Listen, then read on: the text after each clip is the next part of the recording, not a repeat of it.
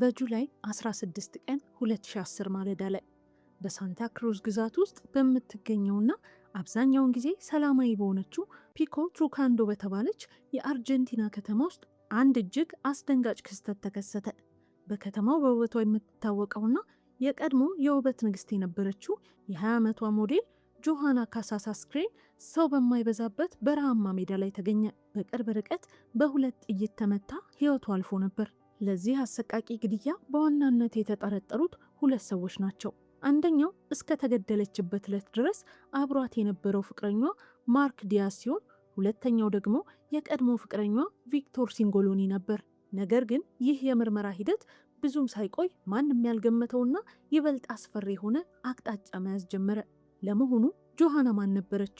ጆሃና ካሳስ የተወለደችው በፒኮ ትሩካንዶ ከተማ ሲሆን ምንም እንኳን የልደት ቀኗ በይፋዊ ሰነዶች ላይ ባይሰፍርም የቤተሰቦቿ የማህበራዊ ሚዲያ ልጥፎችና የዜና ማሰራጫዎች እንደሚያመለክቱት የተወለደችው በጁላይ 19 ቀን 1990 ነበር።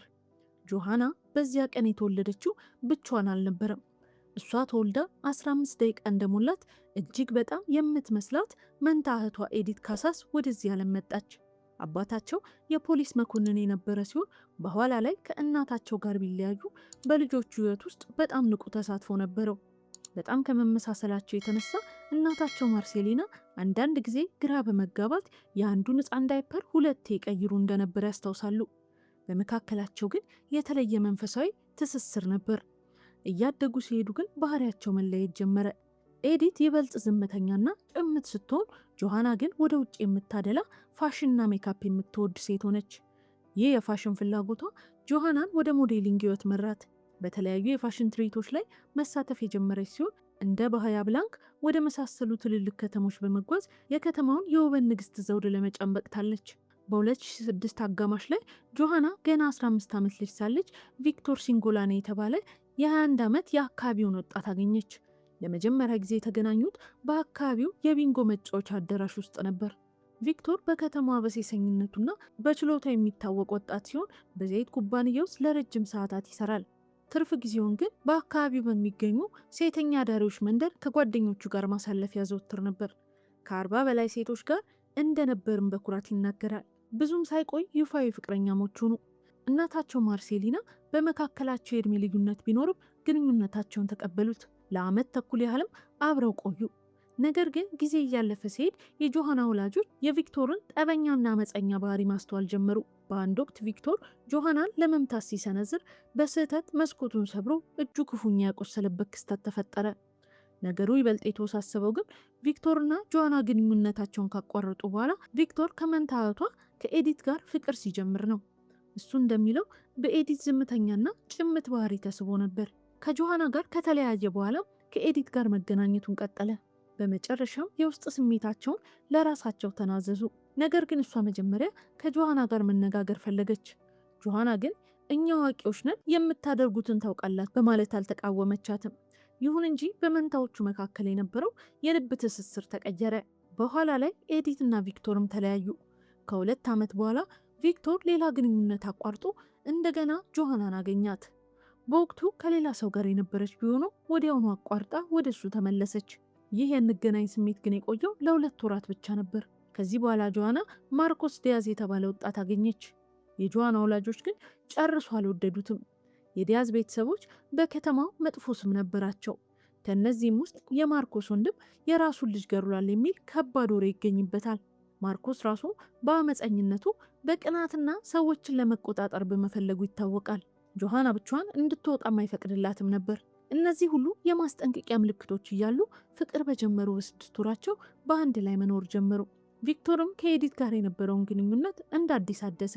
በህትማማቾቹ መካከል የነበረው ይህ መለዋወጥ በመጨረሻ ወደ አሰቃቂና ዘግናኝ አደጋ መራቸው። ጁላይ 15 ቀን 2010 ከልደታቸው 4 ቀናት በፊት ጆሃና ከማርኮስ ጋር ወደ አንድ ድግስ ሄደች። ሌሊት 9 ሰዓት አካባቢ ሁለቱ አብረው ከድግሱ ሲወጡ ታይተዋል። ይህ ጆሃና በህይወት እያለች የታየችበት የመጨረሻው ሰዓት ነበር። በማግስቱ ጠዋት ውሻውን የሚያንሸራሽር አንድ ነዋሪ አስክሬኗን አገኘው። ፒኮ ትሩካንዶ ተብሎ የሚጠራው ቦታ ወዲያውኑ በፖሊስ ተከበበ። ከካሳስ መንታ ልጆች አንዷ መሞቷ ሲሰማ ከተማ በድንጋጤ ታመሰች። የአስክሬን ምርመራው እንደሚያሳየው ጆሃና በቅርብ ርቀት ነው የተመታችው። ጥይቱ ልቧን ሰንጥቆ በሁለተኛውና በሶስተኛው የጎድን አጥንቶቿ መካከል አልፏል። አስክሬኑ በተገኘ በሰዓታት ውስጥ ፖሊስ ቪክቶርና ማርኮስን በቁጥጥር ስር አዋለ። መርማሪዎቹ ግድያው በሁለቱ ወንዶች በጋራ የታቀደ ወንጀል ነው ብለው አመኑ። ምንም እንኳን ማርኮስ በዚያ ምሽት ከጆሃና ጋር የታየ የመጨረሻው ሰው ቢሆንም በማስረጃ እጥረት ከሳምንት በኋላ ተለቀቀ። ነገር ግን ብዙም ሳይቆይ ፖሊስ ከግድያው ቦታ ላይ በተገኘ የሲጋራ ቁራጭ የማርኮስን ዲኤንኤ ያገኘ። በሚያሳዝን ሁኔታ ያኔ ማርኮስ አስቀድሞ ከአካባቢው ጠፍቶ ነበር። እሱም መልሶ ለመያዝና በቅድመ ችሎት እስር ላይ ለማቆየት ከ6 ወራት በላይ ፈጅቷል። ይህ በእንዲህ እንዳለ ቪክቶር የቀድሞ ፍቅረኛውን በመግደል ተከሶ በእስር ላይ ቆየ። የሚገርመው የእሱ መታሰርና የቀረበበት ከባድ ክስ ከኤዲት ጋር የነበረውን ግንኙነት ሙሉ በሙሉ አላቋረጠውም። በመጀመሪያ የእስር ምሽት ስልክ ጠይቆ ወደ ኤዲት ደውለው ከእህቷ ሞት ጋር ምንም ግንኙነት እንደሌለው ሊነግራትና እንደናፍቃት ሊገልጽላት ፈልጎ ነበር። ነገር ግን ኤዲት ድምፁን እንደለየች ስልኩን ዘጋችው። ከግድያው ከ2 ዓመት በኋላ በ2012 አጋማሽ ላይ ቪክቶር ፍርድ ቤት ቀረበ። አቃቤ ሕጉ እሱን ጨካኝና ሰዎችን ተቆጣጣሪ አድርጎ አቀረበው። ክሱ የተመሰረተው በ3 ዋና ዋና ማስረጃዎች ላይ ነበር። አንደኛው እንደተያዘ ወዲያውኑ የተደረገው የእጅ ባሩድ ምርመራ ሲሆን በእጁ ላይ የባሩድ ቅሪት ተገኝቷል። ሁለተኛው አነፍናፊ ውሾች የእሱን ጠረን ከወንጀሉ ቦታ ማግኘታቸው ሲሆን ሶስተኛው ደግሞ የሰጠው ማብራሪያ አለመጽናቱ ነበር። የቪክቶር ጠበቃ ግን ምርመራው የተካሄደው ልምድ በሌላቸው የአካባቢው ፖሊሶች መሆኑና ዳኛው ሳይቀር ስህተቱን እንዳመነው የሚያሳይ የድምፅ ቅጂ በማቅረብ ማስረጃዎቹን ውድቅ እንዲሆን ጠየቀ። አቃቤ ሕጉ የ20 ዓመት እስራት ሲጠይቅ የቪክቶር መከላከያ ጠበቃ ደግሞ ሙሉ በሙሉ በነፃ እንዲለቀቅ ተከራከረ። ቦታው ላይ በርካታ ምስክሮች ተሰየሙ። የጆሃና አባት ቪክቶር ቀደም ሲል በልጃቸው ላይ ያደርስ የነበረውን ጥቃትና የስልክ ዛቻዎችን በመጥቀስ መሰከሩ። የወንጀሉ ቦታ አቅራቢያ የምትኖር ሴትም ፖሊሶች በዕለቱ የደረሱት በጣም ዘግይተው መሆኑን ተናገረች። አስክሬኑን ያገኘው ሰው ደግሞ በቦታው ላይ ደም እንዳልነበር መሰከረ። ኤዲት ራሷ በየቀኑ ለእህቴ ፍትህ የሚል ቲሸርት ለብሳ ችሎቱን ትከታተል ነበር። በመጨረሻም ኤዲት ምስክርነቷን ለመስጠት መድረክ ላይ ወጣች። በእሷና በእህቷ ላይ ያደርስ የነበረውን አካላዊ ጥቃት በመጥቀስ ቪክቶር የእህቴ ገዳይ የሆነ የስነ አእምሮ በሽተኛ ነው ስትል ከሰሰችው። በጁን 27 ቀን 2012 ፍርድ ቤቱ ቪክቶር ሲንጎላኒ ጥፋተኛ አድርጎ የ13 ዓመት እስራት ፈረደበት። ነገር ግን ክርክሩ በዚህ አላበቃም። ኤዲት ከጥቂት ጊዜ በኋላ በድንገት ሀሳቧን ቀይራ ከቪክቶር ጋር መታረቋን ስታወጅ መላው ዓለም በድንጋጤ ፈዘዘ። ይህ እርቅ እንዴት እንደመጣ ግልጽ ባይሆንም ኤዲት የቪክቶርን ንጽህና አምናለች። እውነተኛው ገዳይ ማርኮስ ዲያዝ መሆኑን በጽኑ አመነች። በፍርድ ቤት የሰጠችው ምስክርነት ስትገልጽ ወላጆቼ አስገድደውኝና ጨቅጭቀውኝ ነው የዋሸሁት አለች። ምርመራው የተካሄደው ያለምንም ገለልተኛ ታዛቢ ምስክር ነበር። ይባስ ብሎ ምርመራውን ያደረገው ፖሊስ ጓንት ሳያደርግ ማስረጃውን የበከለው ሲሆን ማስረጃ መሰብሰቢያ ፕላስተሩን የቆረጠው በጥርሱ ነበር። ቪክቶር በእስር ቤት ሳለ ግን ባህሪው ተቀየረ። መጠጥና ጭፈራ ትቶ የእንጨት ስራ መለማመድ ጀመረ። ይህ በእንዲህ እንዳለ ኤዲት ከገዛ ቤተሰቦቿ ተጣልታ በመውጣት ከቪክቶር እህት ከክላውዲያ ጋር በአንድ ላይ መኖር ጀመረች።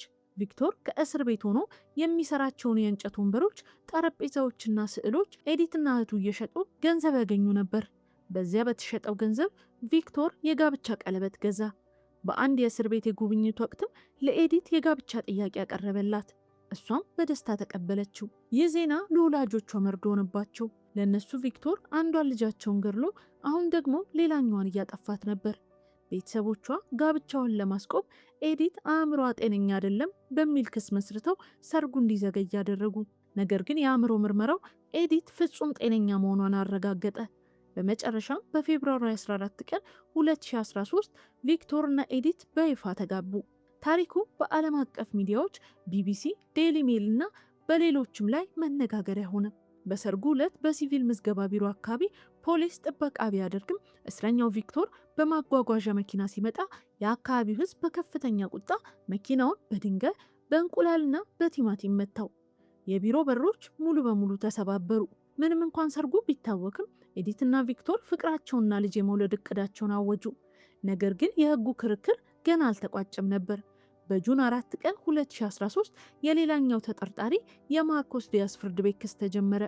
ማርኮስ ከግድያው ማግስት መጥፋቱ ስልኳ ላይ መልእክት መላክ ማቆሙና በቦታው የተገኘው የሲጋራ ቁራጭ ጥፋተኛ ያደረጉት። ኤዲት ፍርድ ቤት ቀርባ ማርኮስን እውነተኛው ገዳይ ስትል በእንባ ከሰሰችው። አባታቸውን ማርኮስ አደገኛና ከመቃብር ስፍራዎች ጋር የተያዘ መጥፎ ጠባይ ያለው ሰው መሆኑን መሰከሩ። ፍርድ ቤቱ ማርኮስ ዲያዝን የ12 ዓመት እስራት ፈረደበት። በሚገርም ሁኔታ ፍርድ ቤቱ ማርኮስን የፈረደበት ጆሃና ስትሞት በቦታው ብቻውን የገደላት እሱ ነው በማለት ነበር። ይህ ማለት ግን በአርጀንቲና የሕግ ታሪክ ትልቁ ስህተት ተፈጽሟል ማለት ነው። ሁለት የተለያዩ ፍርድ ቤቶች ሁለት የተለያዩ ሰዎችን ብቻቸውን የገደሉት ብለው በአንድ ግድያ ፈርደውባቸዋል። ቪክቶር ላይ የፈረደው ፍርድ ቤት ቪክቶር ብቻውን ገድሏል ሲል፣ የማርኮስ ፍርድ ቤት ደግሞ ማርኮስ ብቻውን ገድሏል አለ። የቪክቶር ጠበቃ ወዲያውኑ ይግባኝ ጠየቀ። ማርኮስ ብቻውን ከገደለ ደንበኛዬ ንጹህ ነው በማለት በአስቸኳይ እንዲፈታ ጠየቀ። በመጨረሻም በዲሴምበር 5 ቀን 2013 የከፍተኛው ፍርድ ቤት ቪክቶርን ከእስር ፈታው። ቪክቶር በስህተት በመታሰሩ ከሀገር ግዛት የ$75,000 ካሳ ቢጠይቅም ምንም አልተከፈለውም። ከዓመታት በኋላ የጆሃና እናት እንኳ ሳይቀር ቪክቶር ንጹህ መሆኑን አምነው ተቀብለዋል። ታዲያ ያመላውን ዓለም ጉድ ያሰኘው የኤዲትና የቪክቶር ጋብቻ መጨረሻው ምን ሆነ? በርካታ ዓመታትን አብረው ቢቆዩም በ2001 ሁለቱም በይፋ መለያየታቸው ታወቀ። ኤዲት ከአዲስ ፍቅረኛዋ ጋር መኖር የጀመረች ሲሆን የመጀመሪያ ልጇንም እየጠበቀች ነበር። የተወሳሰበ የፍቅር ሕይወት፣ አሰቃቂ ወንጀልና መላውን ዓለም ያነጋገሩ ፍርድ ቤቶች በዚህ መልኩ ተደመደሙ። ነገር ግን እስከ ዛሬ ድረስ ብዙዎች ይጠይቃሉ፣ ቪክቶር በእውነት ንጹህ ነበር ወይንስ ከሕግ ያመለጠ ወንጀለኛ ነው? የዛሬው አስደንጋጭ ታሪካችን ይህን ይመስል ነበር። ታሪኩን ከወደዳችሁት ቪዲዮውን ላይክ ማድረጋችሁንና ቻናላችንን ሰብስክራይብ ማድረጋችሁን አትርሱ።